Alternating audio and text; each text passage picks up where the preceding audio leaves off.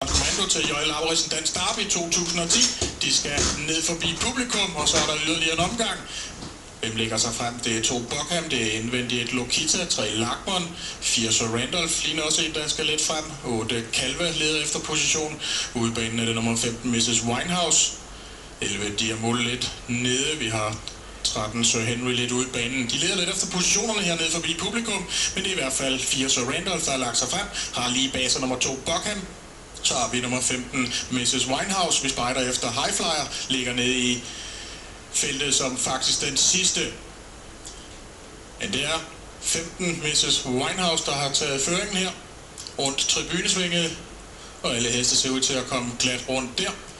15 Mrs. Winehouse, 4 Sir Randolph lige efter. Så har vi Buckham også i en god position stadigvæk.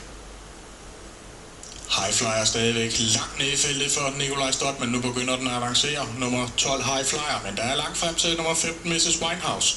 4 Sir Randolph.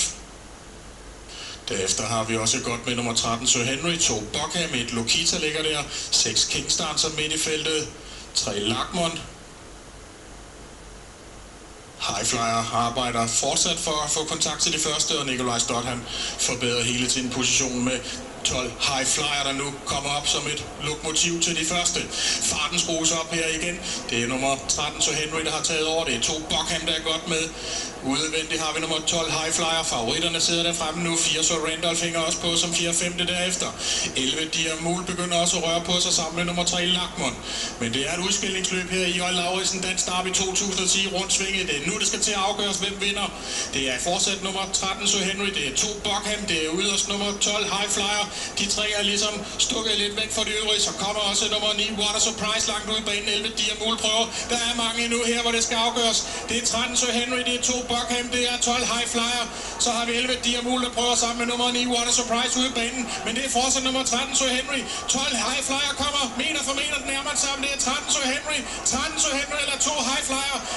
Lige 11 Diamol nærmer sig også.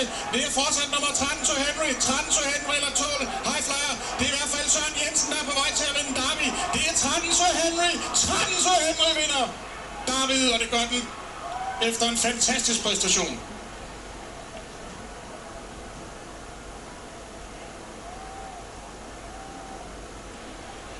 Sir Henry vinder Derbyet.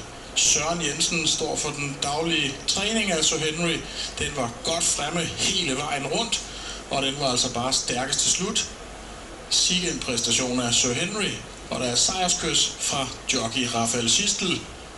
Sådan. Highflyer gør det også godt for Nikolaj Stott, og så har vi en fantastisk afslutning for nummer 11 Diamol. Hvem der snupper andenpladsen? 11 Diamol afslutter som en raket ude i banen. Og spørgsmålet om den når andenpladsen, det er knivskarpt, men ja, måske andenpladsen til 11 Diamol. Men Derby-vinderen, det var altså Sir Henry med Rafael Schistel, træner sig Søren Jensen. Og samtidig med det, så hører vi sirenen lyde fra dommertårnet, som har ind på, at der lige skal kigges lidt på løbsfilmen, inden vi har det endelige resultat.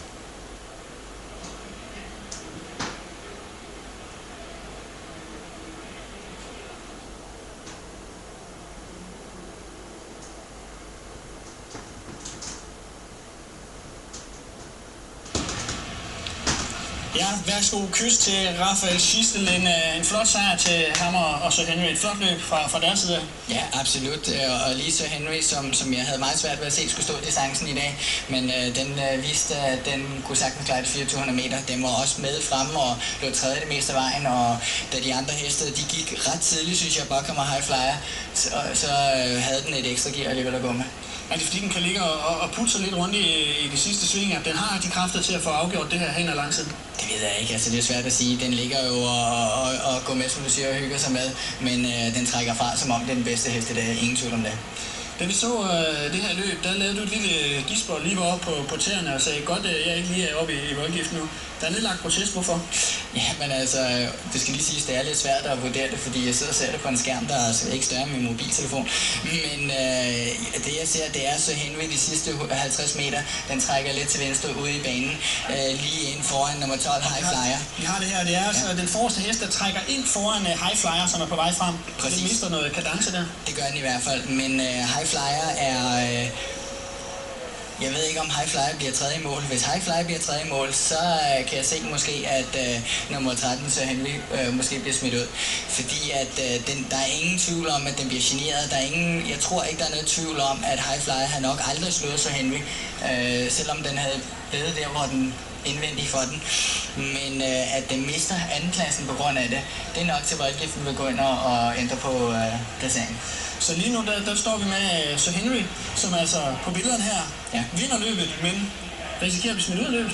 Det risikerer vi ikke, fordi at den går ind og distraherer en anden hest, som måske kunne have vundet løbet, men nærmere fordi, at der er en udvendig hest, der kommer flyvende og bliver anden i løbet, og derfor så kan det godt være, at de ændrer på rækkefølgen.